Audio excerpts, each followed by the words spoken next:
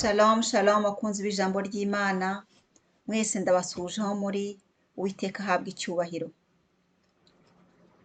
Nagarutse kongera gusangira ijambo ry'Imana namwe, ni ukuri n'akanya keza kano Imana impaye kugira ngo twongere dusome ijambo ry'Imana turusheho guhugukirwa ijambo ry'Imana icyo riba rishaka kutubwira. Ubu rero ngiye kwiragiza amaboko y'Imana kugira ngo Uwiteka abe kumwe nanjye, Mwuka w'Imana anyobore.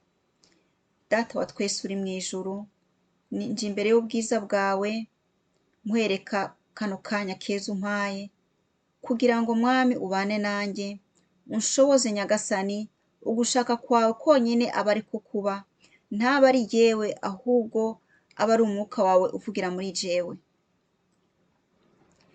Mwuka wera ndaguhaye ikaze kugira ngo ubane nanjye, udusobanurire rino jambo, tubashe guhugurwa, tubashe kuryumva nk'uko Uwiteka abyifuza ko turyumva. Urahawe ikaze Saint Esprit muri kano kanya, mu izina rya Yesu Kristo mbisabye, amen amen. Inyuma yawe hari ingabo zishinzwe kukurwanirira, zoherejwe n'Imana itakwemera ko urengana.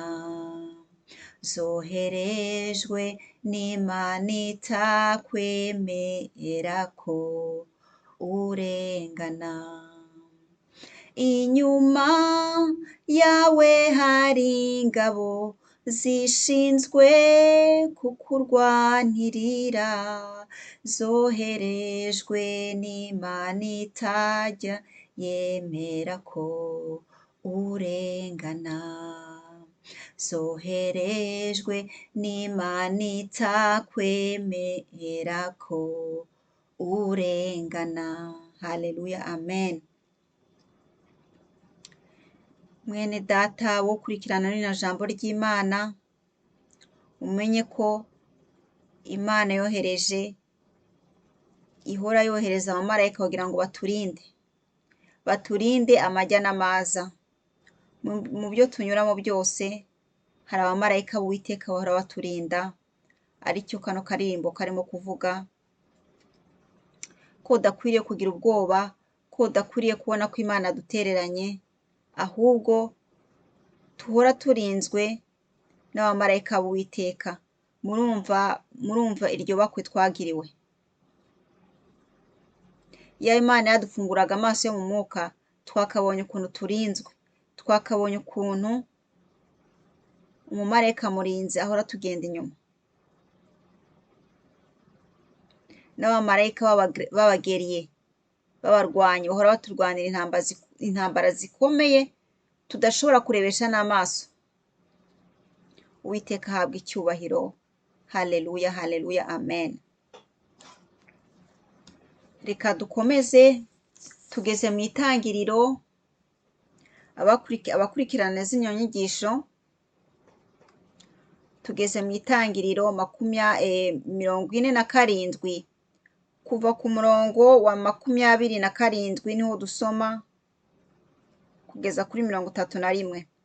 Ariko kandi uno munsi turagira umwete wo gusoma no guhugukirwa ijambo ry'Imana, turi buze gukomereza mu itangiriro 48 hose tuhasome.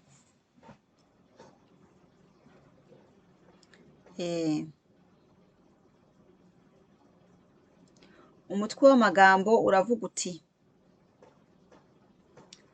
Yakobo asaba guhambwa hamwe n'abasokuruza be. Israheli atura mu Misiri mu karere ka Gosheni. Abayisiraheli bungukirayo ibintu, barororoka baba benshi cyane. Yakobo amara imyaka 17 mu gihugu cya Misiri. Iminsi yose Yakobo yabayeho ni imyaka 147. Israheli yumvise ko igihe cye cyo gupfa kigeze, ahamagara umwana we Yozefu aramubwira ati niba unkunda koko shyira ikiganza cyawe munsi y'ikibero cyanjye ungirire ubuntu n'ubudahemuka unsezeranire ko utazampamba mu Misiri nimara gusanga ba sogokuruza uzamvane mu Misiri maze umpambe mu mva yabo aramusubiza ati nzabigenza uko uvuze maze ariko Yakobo abikomeraho ati ndahira Yozefu aramurahira nuko Israheli yunama ku musego amushimira turakomeza dusoma mu gice cya 48 aho hose turahasoma kuko harimo ubusobanuro bw'uyu mutwe w'amagambo ngiye kuvuga umutwe w'amagambo uravuga uti Yakobo aha umugisha abahungu bombi ba Yozefu ibyo bimaze kuba baza kubwira Yozefu bati so ararwaye nuko ajyana abahungu be bombi Manase na Efurayimu babwiye Yakobo bati dore umwana wawe Yozefu yaje kukureba Israheli arihangana yicara ku buriri Yakobo abwira Yozefu ati Imana nyir'ububasha yambonekeye i Luzi mu gihugu cya Kanahani yampaye umugisha maze irambwira iti nzaguha kororoka no kugwira nzaguhindura imbaga y'imiryango kandi iki gihugu nzagira urubyaro rwawe kibe ubukonde iteka ryose none rero abahungu bombi wabyariye mu Misiri mbere yuko ngusanga mu Misiri n'abanjye Efurayimu na Manase bazaba abanjye kimwe na Rubeni na Simewoni naho abana wakurikijeho bazaba abawe bazahabwa umurage wabo babikesheje bakuru babo igihe navaga mu kibaya cya Aramu nababajwe no gupfusha nyoko Rasheli mu gihugu cya Kanahani dushigaje gato ngo tugere Efurata niho namuhambye iruhande rw'inzira igana Efurata ariyo Betelehemu Israheli abona abahungu bombi ba Yozefu maze arabaza ati n'abahungu arabaza ati abo ni bande Yozefu asubiza se ati n'abahungu Imana yampereye ino nawe aramubwira ati banyegereze mbahe umugisha ubusaza bwari bwaratumye Israheli ahuma amaso ntari akibona Yozefu aramwegereza undi arabasoma arabahobera nuko Israheli abwira Yozefu ati ntabwo nari ngifite icyizere cyo kukubona nyamara dore Imana impaye no kubona none urubyaro rwawe Yozefu abavana ku bibero bya se maze aramunamira Yozefu afata abahungu be bombi Efurayimu amufatisha ukuboko kwe kw'iburyo kugira ngo abe ibumoso bw'Isiraheli Manase amufatisha ukw'ibumoso kugira ngo abe iburyo bw'Isiraheli nuko arabamwegereza nyamara ariko Isiraheli aramburira ukuboko kwe kw'iburyo ku mutwe wa Efurayimu wari umuhererezi aramburira ukuboko kwe kw'ibumoso ku mutwe wa Manase anyuranyije amaboko Manase niwe wari imfura aha Yozefu umugisha agira ati Imana ba sogokuru Aburahamu na Izaki bagenze imbere Imana yandagiye mu buzima bwanjye bwose kugeza ubu, ikaba ariyo mumarayika wandinze ibibi byose, nihe aba bahungu umugisha, maze kubera bo izina ryanjye risingizwe, kimwe n'aya ba sogokuru Aburahamu na Izaki. Aba bana bazagwire bakwire igihugu. Yozefu abonye ko se yari yashyize ikiganza cy'iburyo ku mutwe wa Efurayimu, biramubabaza. Afata ikiganza cya se kugira ngo agikure ku mutwe wa Efurayimu agishyire ku mutwe wa Manase. Ati, data wibigenza utyo kuko uyu ari we mfura. Shyira ikiganza cyawe cy'iburyo ku mutwe we. Se ariko aranga ati, ndabizi mwana wanjye, ndabizi. Nawe azahinduka umuryango, nawe azaba igihangange. Nyamara murumuna we azamurusha kuba igihangange. Urubyaro rwe ruzaba imiryango myinshi. Nuko uwo munsi abaha umugisha, avuga ati, dore uko muri Israheli bazifurizanya umugisha, bazavuga bati, Imana irakakugira nka Efurayimu na Manase. Ashyira atyo Efurayimu imbere ya Manase. Hanyuma Israheli abwira Yozefu ati, dore ngiye gupfa, ariko Imana izabana namwe kandi izabasubiza mu gihugu cy'abasogokuru. Byongeye nkuraze umugabane usumba uwa bene so, ari wo Sikemu, nanyaze Abahemori. Nyibanyagisha inkota n'umuheto. Rino ryari ijambo ry'Imana. Amen, amen. Mu by'ukuri tumaze gusoma ahantu hanini. Ahantu dusomye ni hanini, ariko byari ngombwa kuko buri gice gifite ubusobanuro bwacyo. Twatangiye dusoma Itangiriro 47. Twumvise ukuntu Yakobo yabanye muri Misiri n'umuhungu we. Mwarumvise histoire uko yagiye ikurikirana. Imana yaragiye abahezagira nk'uko mwumvise tubisoma. Barororotse, baragwiriye, n'ubutunzi bwabo buragwira, nk'uko Imana yari yarabisezeranije Aburahamu na Izaki, ko izahezagira urubyaro ruzabakomokaho. Imana yabwiye Aburahamu iti, abana bawe bazamera nk'umusenyi, bazangana nk'umusenyi wo ku nyanja. Murimajina umusenyi wo ku nyanja ukuntu umeze, ukuntu ungana. Hari uwabasha kuwubara ngo awubare bishoboke? Murumva rero, iyo Imana yagize isezerano irarisohoza. Yakobo yaba akigera muri Misiri kubana na Yozefu umwana we. Murabizi ko bose baje bagahungira kwa Yozefu, yabatumiye kugira ngo, kuko inzara yari yarabishe nyine.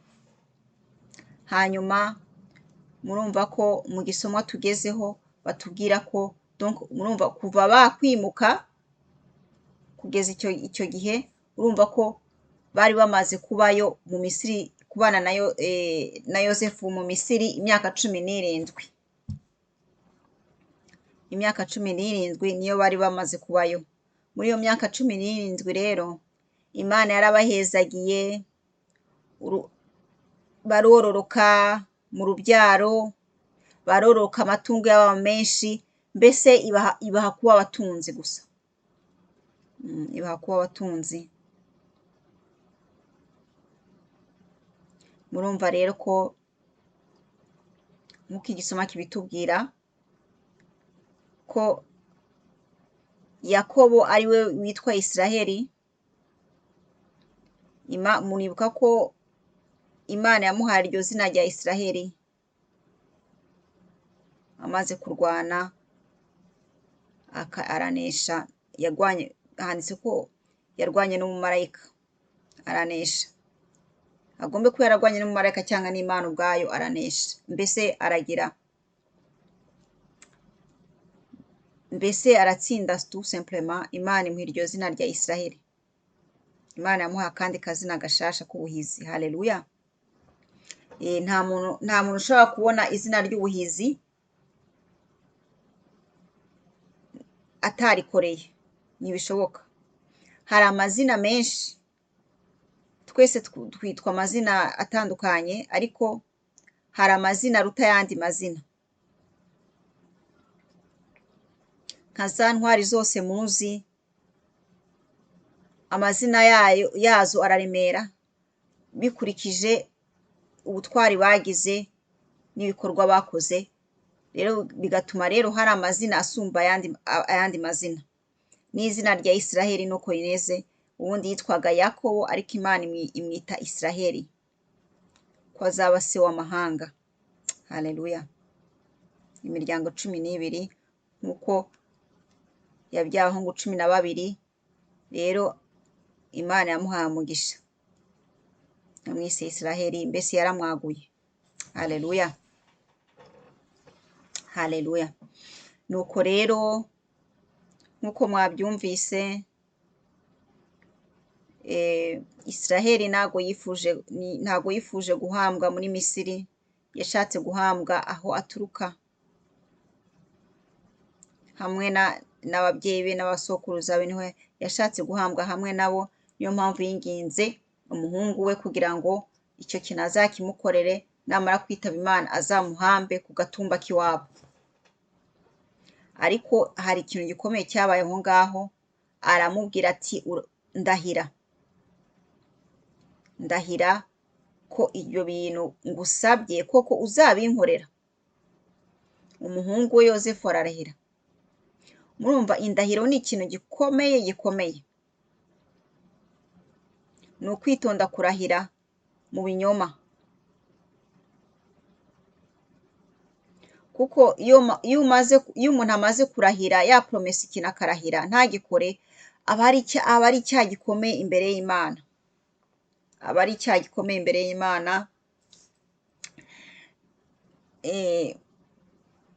Habaho indahiro hano kuri iyi si, murazizi. Reka dufate indahiro zisanzwe z'abashakanye. Abashakanye bazamura amaboko hejuru bakarahira nyine ko bemeye isezerano n'uwo bashakanye, ko bazabana mu byago, mu byishimo, mu makuba, mbese bazabana akaramata kugeza urupfu rubatandukanije. Murumva iyo ndahiro uko imeze, ukuntu iremereye. Ariko dommage, birababaje ukuntu kuri iyi si abantu tubigira nka ceremony bisanzwe, mbese ukabikora kugira ngo umuntu akabikora kugira ngo yikure, kugira ngo akurikize amategeko nyine, ariko atarabanza kubanza kwiga ubwo buremere bw'ayo majambo. Ayo majambo araremereye. Mu nzabana nawe mu byiza no mu bibi, ngo kugeza igihe urupfu dutandukanijwe n'urupfu. Murumva ukuntu indahiro igoye, kandi hari bamwe, hari benshi babikora nk'umukino,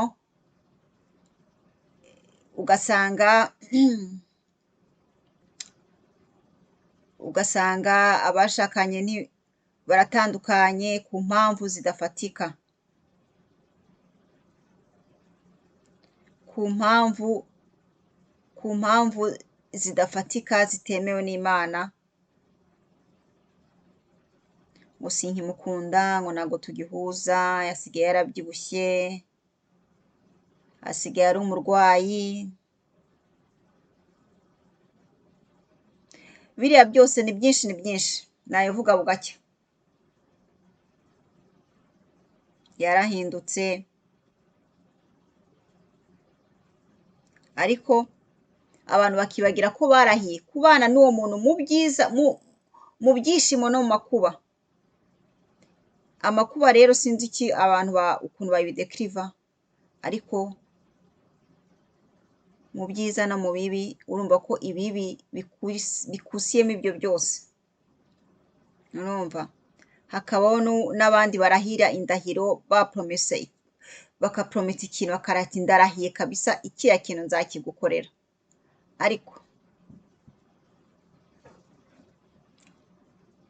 kandi bagashiramo n'Imana bakarahira Imana pe. Murumva izo ndahiro rero no kuzitondera. Mwibuke ukuntu Yakobo yari afite umuvukanyi yitwa Esawu, ukuntu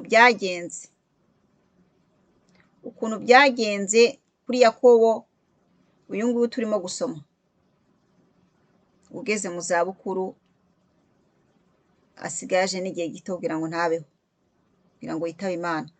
Murumva ko Esawu yararahiye, murabyibuka. Abafite amatsiko yo kubimenya uko byagenze Esawu na Yakobo, mwasubira inyuma mukareba video zatambutse birimo, mukamenya inkuru ukuntu Esawu yarahiye agira ngo ni ibintu bya blague, ariko bikaba impamo. Igihe kigeze bikaba impamo. Yagurishije ubukuru bwiwe mu ndahiro kubera ifunguro Yakobo yarimo gutegura. Yumvaga ashonje cyane, Yakobo amurusha ubwenge, nawe yavuga ati kiretse n'umuha ubukuru bwawe. Urumva gutanga ubukuru, urumva ararahira, ariko biza kumukoraho. Igihe kigeze biza kumukoraho, kandi bidafite kigarurirwa, mbese ari trop tard, kubera ko iyo ndahiro yaramuhamye. Murumva indahiro ihamanye neyo iyo atayikurikije.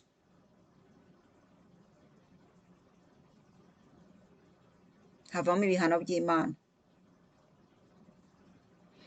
Rero murumva tugomba kwitondera mu buzima bwa buri munsi kurahira no guprometa ikintu udashobora gukora.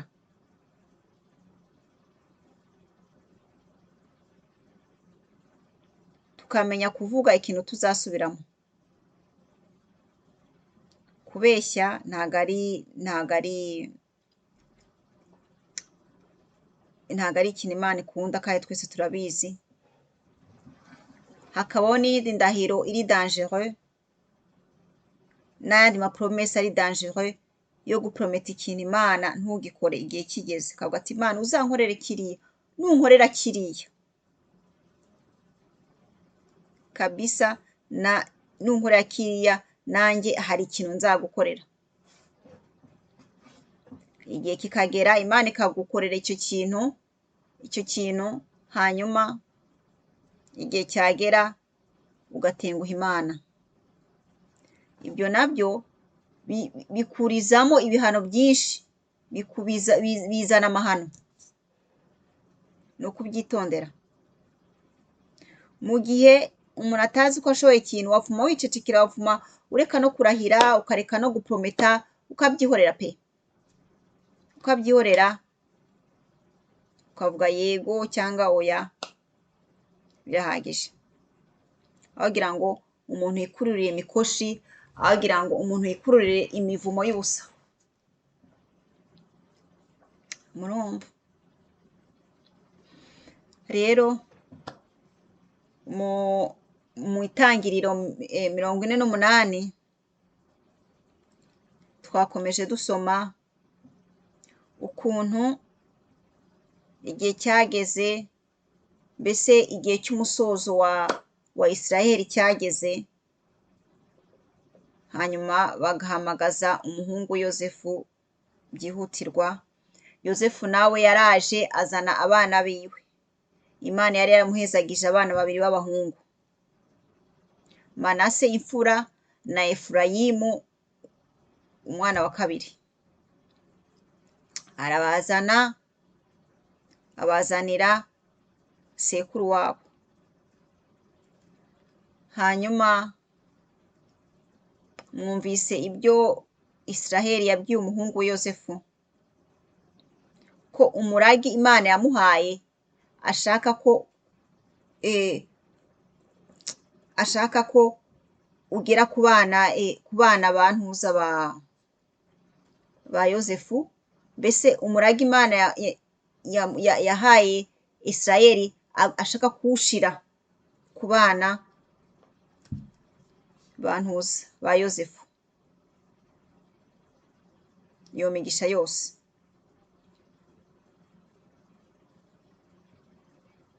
Murumva rero ukuntu byagenze, ukuntu Israheli yabwiye umuhungu we Yosefu ati kweri kweri sinari nzi ko nzapfa nkubonye, none mbonye n'abana bawe. Murumva icyo kintu nubwo hari hageze ko Israheli ava mu mubiri, ava mu bugingo, ariko yapfanye umutima utuje, umutima wishimye. Ntabwo yapfanye agahinda, kuko yakundaga umwana we Yosefu cyane cyane, aricyo cyatumye bene wabo bamugirira ishyari bakamugurisha,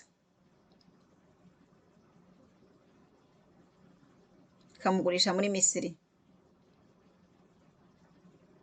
Murumva, icyo ni igitangaza Imana yakoreye. Yagize agahinda kenshi muri iyo epoke, ariko amarira yose Imana yarayamuhojeje. Imwereka Yosefu yabaye igikomangoma, maze imwereka n'abana ba Yosefu, abuzukuru be. Mwumvise ukuntu yabahobeye, yabasomye akabahobera, akabaha n'umugisha, akabaraga ubutunzi bwose Imana yari yaramuhaye.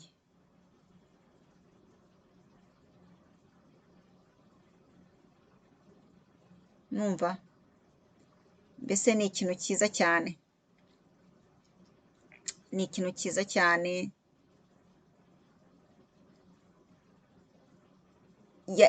yari yarakunze Yosefu umuhungu wiwe, babyaranye na Rasheli.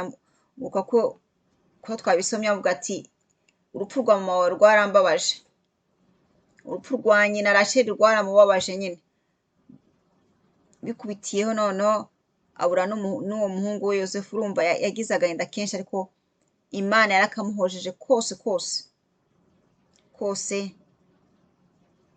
Yageze mu zabukuru ashaje neza cyane, yari ageze ku myaka 147.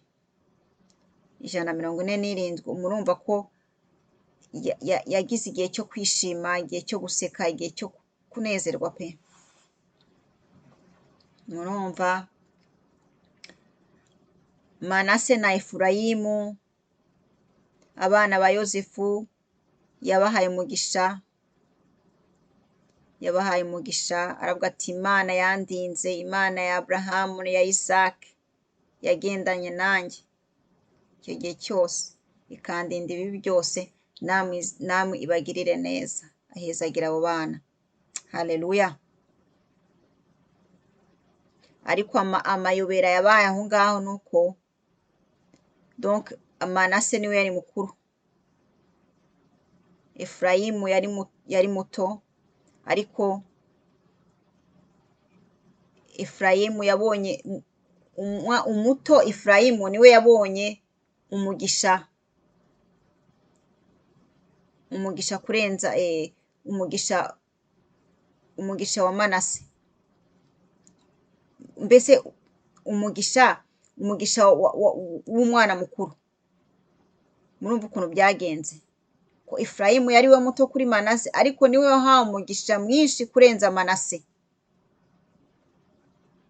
Murumva ibyo bintu, mbese ni nk'aho byabaye repetition kuri Yakobo ubwe na Esawu. Yakobo yahawe umugisha kandi ari we muto kuri Esawu, kuri izo mpamvu mwumvise. None biragiye bikurikirana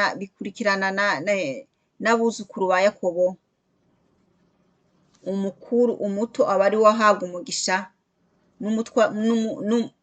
umuto aba ari we ahabwa umugisha kurenza uwo mukuru. Murumva rero ko Imana yo ntago ireba, ntago ari uko ireba ivuga ngo ihe umugisha ikurikije ngo nguriya ni mukuru, nguriya ni muto. Imana yo ntago igendera ku maprincipe y'abantu, Imana ifite amaprincipe yayo.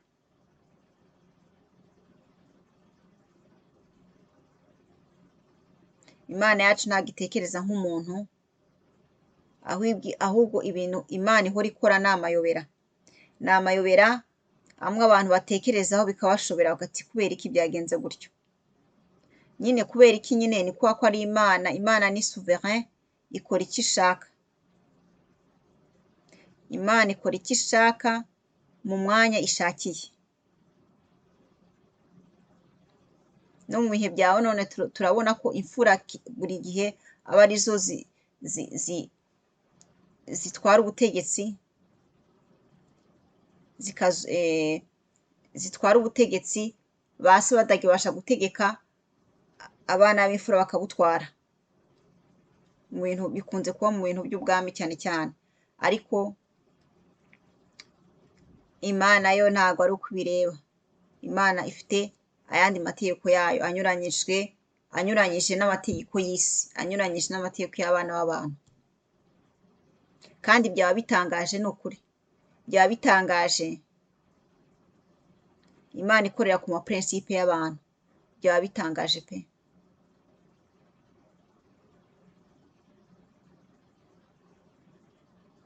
Kuko ibintu by'Imana byose ni amayobera, ntawabasha gusesengura Imana ngo ayirangize. Imana ikwereka icyo ishaka kumenya, Imana ikwereka icyo yifuza ko umenya, ariko ntabwo ikwereka we wese ngo ukwiyereke we wese. Ikwereka icyo ushaka kumenya muri kategori ibyifuzamo. Mwumva Imana ni ngari cyane. Ntawavuga ngo azi Imana yarayirangije, oya. Ariko ibintu byose Imana ikora ibikorana ubwenge bwinshi n'urukundo rwinshi. Rero no guhora twizera Imana yacu. Nubwo rimwe na rimwe ishobora gukora ibintu tutumva, tudasobanukiwe, ariko Imana izahora ari Imana. Kuko Imana ni souverain. Hari akarimbo k'abaswera bavuga ngo mureke Imana ngo Imana. Ngo mureke Imana yitwa Imana. Haleluya.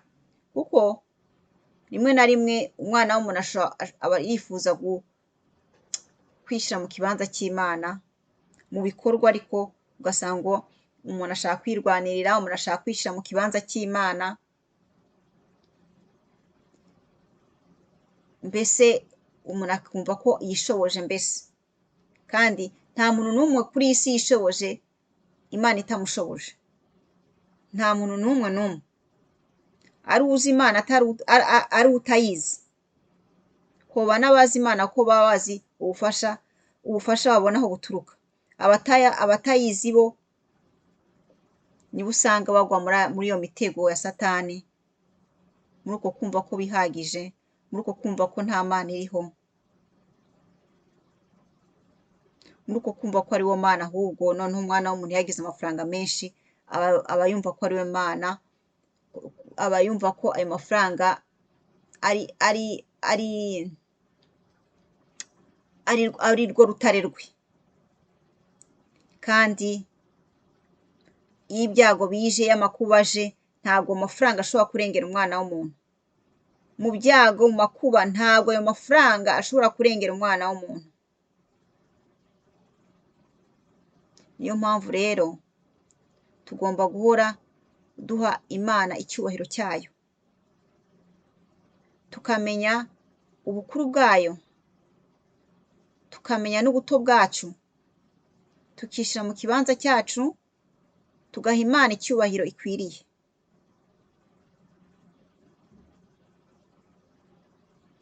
Kuko mu kubigenza uko nguko niga Imana izatwishimira, niga Imana izatwishimira. Imana yarivugiye ubwayo iti nta muntu n'umwe nzaha icyubahiro cyanjye. Murumva? Imana ikaze ku cyubahiro cyayo. Niba hari abapasiteri bigisha bagashaka kwita utumana, bikunze kubaho, ukabona umuntu arakora ibitangaza niyo nkaho yabikoze, abantu bakagwa mu mitego gutyo. Rero Imana irafuha kandi Imana ikomeye ku cyubahiro cyayo. Niyo mpamvu ahubwo umwana w'umuntu icyo dusabwa ni uguca bugufi mu byo dukora byose,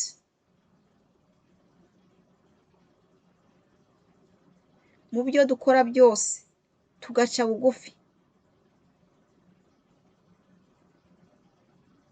imbere y'Imana, tukayiha icyubahiro kiyikwiriye, kuko ni ukuri dufatiye runini. Iyo Mana idufatiye runini, yakabaye dutererana ntabwo twaba tukiriho, nta muntu n'umwe yaba akiriho kuri iyi si. Ko hari Satani ufite ubugome n'umujinya afitiye umwana w'umuntu.